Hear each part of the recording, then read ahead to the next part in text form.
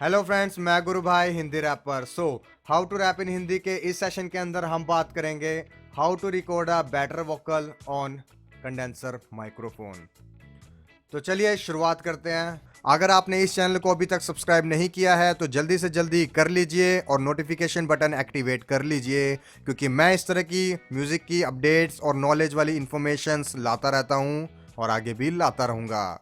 जो सुनते आवाज देखना चाहे फेस, मैं लफ्जों का अद्भुत राजा, शब्दों से भरता पेट तभी लफ्ज उलझे टाइट। तो दोस्तों, हम बात कर रहे हैं कंडेंसर माइक्रोफोन्स की। तो कंडेंसर माइक्रोफोन पहले बता दूं कि होते क्या है। देखो दोस्तों, दो तरह के माइक्रोफोन्स होते हैं, एक डायनामिक माइक्रोफोन और दूसरा कंडेंसर माइक्रोफोन। डायनामिक माइक्रोफोन्स वो होते हैं जिसको हम स्टेज पर लाइव परफॉर्मेंस के दौरान इस्तेमाल करते हैं, और कंडेंसर माइक्रोफोन वो होते हैं जिनको हम अपने सॉन्ग्स बनाने में, जिनमें अच्छी क्वालिटी लाने में इस्तेमाल करते हैं, जो हमारे ड्राइवर्स के साथ अटैच होता है। मतलब जो कंप्यूटर ड्राइवर्स होते हैं उनके साथ अटैच होकर ये चलते हैं। तो इनके बारे में ज़्यादा लंबा अभी बात नहीं करेंगे। आज हम बात करेंगे how to record better vocal. मैं आपको ये बताने वाला हूँ आज, जो मैं पर्सनली फेस करता हूँ आजकल रिकॉर्डिंग्स करते वक्त। क्योंकि जो नए आर्टिस्ट होते हैं वो सोचते हैं कि हमें स्टूडियो में जाना है, हमें अपनी वोकल्स रिकॉर्ड करनी है, पर वो जो रिकॉर्ड करने का जो एक तरीका होता है वो बहुत गलत होता है उनका। वो जब रैप रिकॉर्ड करते हैं या सिंगिंग रिकॉर्ड करते हैं तो वो बहुत हिलते हैं, या जो माइक के आगे जो उनकी एक दूरी बना के रखनी होती है वो गलत दूरी बना के रखते हैं, या तो अपने जो एक फेस के आगे मतलब एक हाइट जो माइक की रखनी होती है वो गलत मतलब डिस्टेंस बनाते हैं उसके साथ।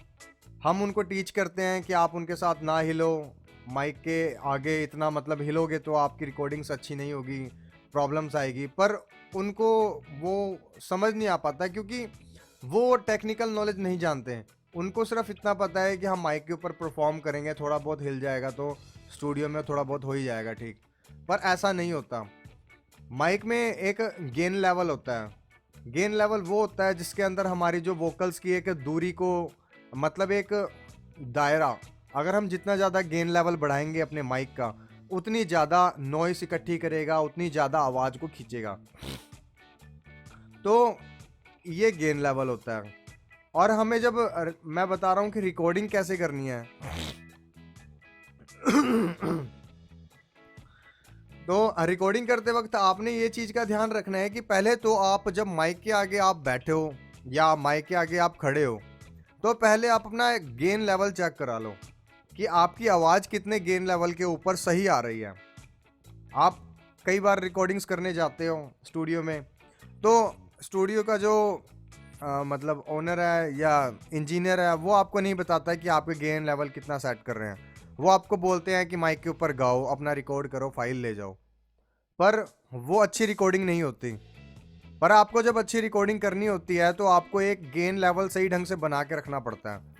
तो आपको गेन लेवल आपका पता होना चाहिए कि आप कितने गेन लेवल के ऊपर अपनी रिकॉर्डिंग को कर रहे हो। क्योंकि आप अगर हेडफोन यूज़ कर रहे हो तो आपने शायद देखा होगा कि जितनी बार मैं माइक के आगे बोल रहा हूँ उतनी बार आवाज़ अलग ढंग से आ रही है। जब मैं मुंह आपके कैमरे के साइड कर देता हूँ तो आवाज़ थोड़ी कम हो जाती है।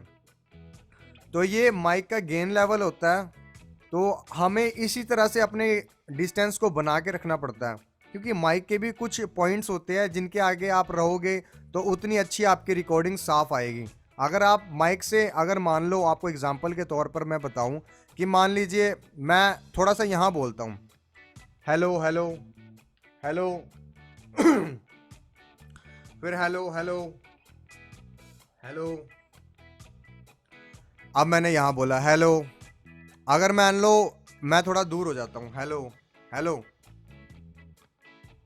अब कई आर्टिस्ट क्या होते हैं, वो थोड़ा सा दूर मतलब रैप परफॉर्म करते हैं, और दो गलतियां सबसे ज़्यादा करते हैं। एक तो पेपर के ऊपर अपना रैप लिख कर लाते हैं।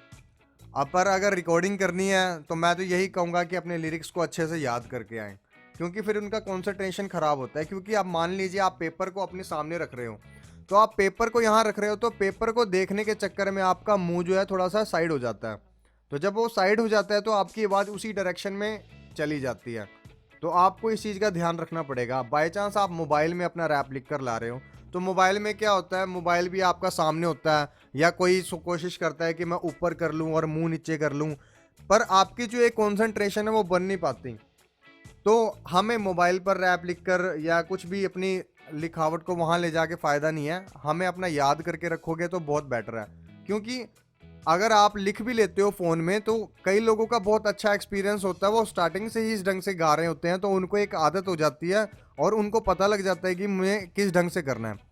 तो आप लोग उन्हीं लोगों को देख लेते हो कई वीडियोस के अंदर या टीवी पर देखते हैं कि यार कोई आर्टिस्ट अपने फ़ोन में रिकॉर्ड करके रैप परफॉर्म कर रहा है, तो आप लोग भी उसी तरह से थोड़ी हवाबाजी कह लो इसको करते हो।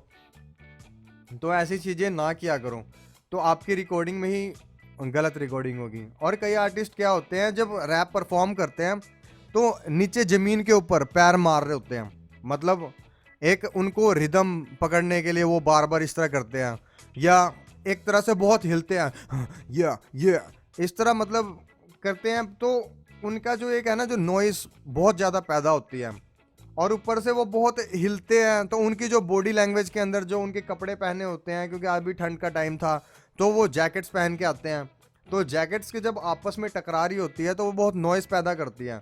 तो इन चीज़ों का भी बहुत छोटी छोटी चीज़ों का ध्यान रखना पड़ता है रिकॉर्डिंग्स के वक्त।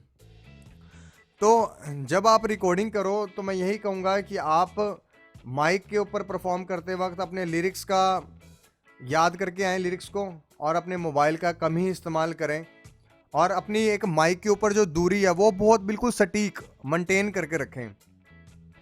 अभी तो ये माइक के अंदर एक जो पॉइंट्स होता है जिसको पोलर पैटर्न बोलते हैं, अभी उस पैटर्न के हिसाब से रिकॉर्डिंग हो रही है, तो अभी ये ढंग से रिकॉर्ड कर पा रहा है। पर अगर वो पोलर पैटर्न हम चेंज कर देंगे तो ये रिकॉर्डिंग उस ढंग से नहीं कर पाएगा, फिर हम आर्टिस्ट को वो चीज़ नहीं समझा पाते कि हम किस चीज़ पोलर पैटर्न की बात कर रहे हैं, क्योंकि एक पोलर पैटर्न एक ग्राफ होता है, एक वो ग्राफ एक इंजीनियर को पता होता है कि वो किस ढंग से रिकॉर्ड हो रहा है। वो अगर वो इस ढंग से रिकॉर्ड करेगा तब जाके वो माइक पर अच्छे ढंग से रिकॉर्ड होगा।